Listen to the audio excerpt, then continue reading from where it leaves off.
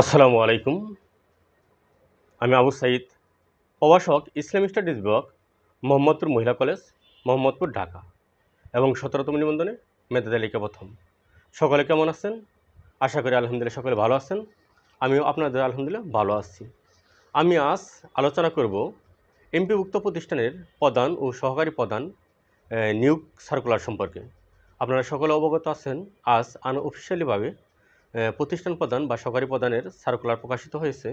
আশা করি আগামীকাল বিভিন্ন গণমাধ্যম বা পত্রিকায় সার্কুলারের বিস্তারিত আলোচনা আসবে। আপনারা বিভিন্ন মাধ্যমে আমার কাছে আবেদনের যোগ্যতা এবং অভিজ্ঞতা সম্পর্কে জানতে চেয়েছেন। প্রতিষ্ঠান প্রধান ও সহকারী প্রধান পদে মোট শূন্যপদ রয়েছে 13,599টি।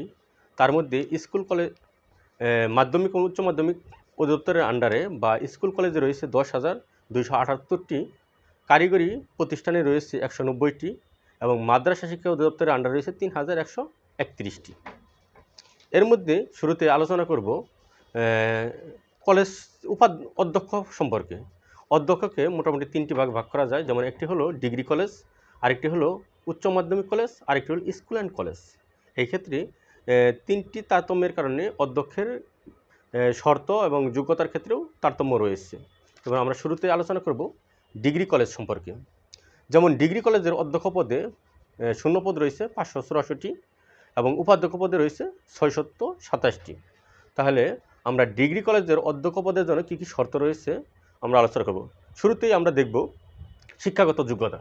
শিক্ষাগত যোগ্যতার ক্ষেত্রে স্নাতকোত্তর ডিগ্রি সহ সমমান ডিগ্রি এবং শিক্ষা জীবনের একটির অধিক তৃতীয় শ্রেণী গ্রহণযোগ্য নয়। এটি হলো শিক্ষাগত যোগ্যতা। এই ক্ষেত্রে আমাদের মোটামুটি যারা আমরা শিক্ষক সবারই শিক্ষাগত যোগ্যতা রয়েছে। তবে আমরা নতুন যারা শিক্ষক, যারা আমরা খুব আগ্রহীর সহিত আমরা অপেক্ষা করতেছি বা আমরা চিন্তা করতেছি যে আমরা আবেদন করতে পারবো কিনা, দুঃখের বিষয় আমরা অভিজ্ঞতার ঘাটতি থাকার কারণে আমরা নতুন যারা আমরা আবেদন করতে পারবো না। এই ক্ষেত্রে অবশ্যই অভিজ্ঞতা লাগবে। সেই অভিজ্ঞতাটা কি সেই সম্পর্কে আমরা আলোচনা করব। অভিজ্ঞতার ক্ষেত্রে বর্তমান কোনো ডিগ্রি কলেজ অথবা উচ্চ মাধ্যমিক কলেজ অথবা মাধ্যমিক ও উচ্চ মাধ্যমিক কলেজে অধ্যক্ষ পদে কর্মরত অথবা কোনো ডিগ্রি কলেজের উপাধ্যক্ষ হিসেবে 3 বছরের অভিজ্ঞতা সহ মোট চাকরি জীবনের 15 বছর হতে হবে। তাহলে বড় একটি শর্ত রয়েছে, যেখানে কোনো একটি কলেজের অধ্যক্ষ অথবা উপাধ্যক্ষ হিসেবে ন্যূনতম 3 বছরের অভিজ্ঞতা সহ মোট শিক্ষকতার জীবনের 15 বছর হতে হবে। তাহলেই অধ্যক্ষ পদে, ডিগ্রি কলেজের অধ্যক্ষ পদে আবেদন করা যাবে। তাছাড়া কেউ ডিগ্রি কলেজের অধ্যক্ষ পদে আবেদন করতে পারবে না।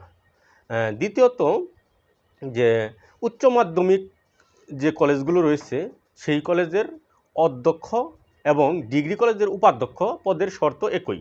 তাই আমরা একই সাথে উচ্চ মাধ্যমিক কলেজের অধ্যক্ষ এবং ডিগ্রি কলেজের উপাধ্যক্ষ পদের জন্য কী শর্ত রয়েছে তা আমরা দেখব।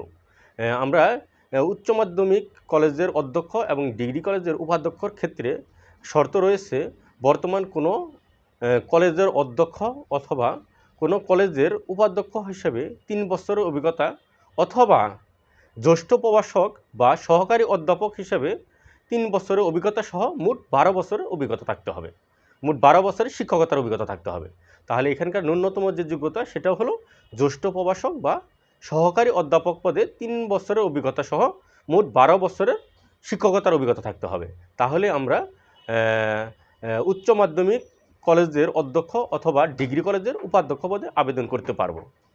এখন আমি আলোচনা করব স্কুল। স্কুলকে 2 ভাগে ভাগ করা হয়, একটি হলো মাধ্যমিক বিদ্যালয়, আরেকটি হলো নিম্ন মাধ্যমিক বিদ্যালয়। মাধ্যমিক বিদ্যালয় হলো যে স্কুলগুলো ক্লাস 6 থেকে 10 পর্যন্ত, আর নিম্ন মাধ্যমিক বিদ্যালয় হলো যে স্কুলগুলো ক্লাস 6 থেকে 10 পর্যন্ত।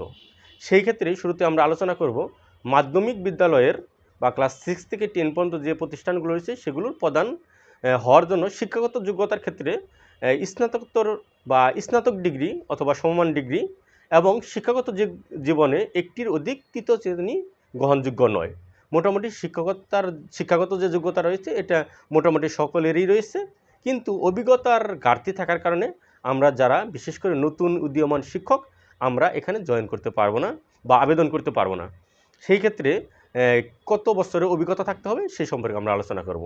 সেই ক্ষেত্রে বর্তমান কোনো মাধ্যমিক বা নিম্ন মাধ্যমিক প্রতিষ্ঠানের প্রধান অথবা কোনো মাধ্যমিক বিদ্যালয়ের সহকারী প্রধান হিসাবে 3 বছরের কাজের অভিজ্ঞতা সহ মোট শিক্ষকতা জীবনের 15 বছর থাকতে হবে। শিক্ষকতার বয়স 15 বছর থাকতে হবে, তাহলেই আবেদন করা যাবে। সেই ক্ষেত্রে তাহলে কি হলো, কোনো মাধ্যমিক অথবা নিম্ন মাধ্যমিক প্রতিষ্ঠানের প্রধান অথবা মাধ্যমিক বিদ্যালয়ের সহকারী প্রধান পদে 3 বছরের কাজের অভিজ্ঞতা সহ মোট 15 বছরের শিক্ষকতার অভিজ্ঞতা থাকতে হবে, তাহলেই মাধ্যমিক বিদ্যালয়ের প্রধান হিসাবে আবেদন করা যাবে। আর নিম্ন মাধ্যমিক প্রতিষ্ঠানের প্রধান অথবা মাধ্যমিক বিদ্যালয়ের সহকারী প্রধানের শর্ত এক, এখানে মিল রয়েছে। যেমন নিম্ন মাধ্যমিক বিদ্যালয়ের প্রধান অথবা মাধ্যমিক বিদ্যালয়ের সহকারী প্রধানের ক্ষেত্রে যোগ্যতা হলো আপনার চাকরি জীবনের 10 বছর হলেই আপনি নিম্ন মাধ্যমিক প্রতিষ্ঠানের প্রধান অথবা মাধ্যমিক বিদ্যালয়ের সহকারী প্রধান পদে আবেদন করতে পারবেন। তাহলে যাদের চাকরির বয়স 10 বছর হয়েছে, মানে সিনিয়র শিক্ষক যারা, তারা আপনারা আবেদন করতে পারবেন। আর এই আবেদনের ক্ষেত্রে বর্তমান বিশেষ করে যারা কোনো প্রতিষ্ঠানে কর্মরত আছেন, অবশ্যই কর্তৃপক্ষের অনুমতি সাপেক্ষে আবেদন করতে হবে। আর এই পরীক্ষাটা হবে MCQ আকারে এবং 80 মার্কের, এবং সেখানে 8টি বিষয়ের উপর প্রতিটি বিষয়ের উপর 10 মার্ক করে পরীক্ষা হবে, এবং আপনাদের সনদের উপর থাকবে 12 মার্ক এবং ভাইবার উপর থাকবে 8 মার্ক, মোট 100 মার্ক। 80 মার্ক আপনাদের পরীক্ষার উপর MCQ, 8টি বিষয়ের উপর প্রতিটি বিষয়ে 10 করে, এবং 12 মার্ক থাকবে আপনাদের সনদের উপর বা সার্টিফিকেটের উপর, আর 8 মার্ক থাকবে ভাইবার উপর। এই মোট 100 মার্কের উপর নির্ভর করেই আপনাদের প্রতিষ্ঠান প্রধান বা সহকারী প্রধান নিয়োগ দেওয়া হবে। সেই ক্ষেত্রে প্রতিটি শিক্ষক 5টি প্রতিষ্ঠানকে চয়েস দিতে পারবে। নাম্বারের ভিত্তিতে আপনারা যার পজিশন অনুযায়ী আপনারা প্রতিষ্ঠান পাবেন, এবং 5টি প্রতিষ্ঠান চয়েসের পরে আপনার ইয়েস অপশনের চালু থাকবে, যে কোনো প্রতিষ্ঠানে তাকে প্রধান হিসেবে নিয়োগ দিলেও সে সুপারিশ বা জয়েন করবে। এটার আদার্স অপশন বা ইয়েস অপশনও চালু থাকবে। আশা করি আপনারা বুঝতে পেরেছেন। যদি কোনো সমস্যা হয় তাহলে অবশ্যই কমেন্ট বক্সে জানাবেন, আমি উত্তর দেওয়ার চেষ্টা করব। আর যদি আমার এই ভিডিওটি ভালো লেগে থাকে তাহলে অবশ্যই লাইক, কমেন্ট, শেয়ার দিয়ে পাশে থাকবেন। আর মাদ্রাসার প্রধান বা সহকারী প্রধান সম্পর্কে আমি পরবর্তী কোনো একটি ভিডিওর মধ্যে আলোচনা করার চেষ্টা করব ইনশাল্লাহ। সকলে ভালো থাকবেন, সুস্থ থাকবেন, সকলের জন্য শুভকামনা রইল। আসসালামু আলাইকুম।